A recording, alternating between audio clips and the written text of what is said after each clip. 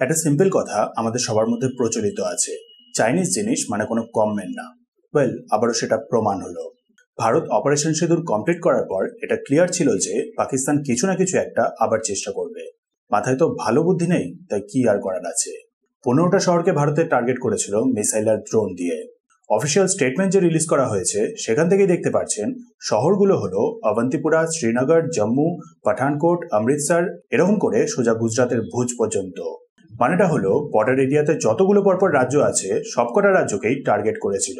চেষ্টা করেছিল যাতে ভারতের বেশ কিছু মিলিটারি ইনস্টলেশনগুলোকে ডিস্ট্রয় করে দেওয়া যায়। বাট S-400 আর indigenous Akash missile defence system তৈরি ছিল। সবকটা মিসাইল আর ড্রোনকে নিউট্রালাইজ করে দেওয়া হয়েছে। টুকরোগুলো অমৃতসর সাথে বাকি আরো কিছু জায়গা থেকেও রিকভার হয়েছে।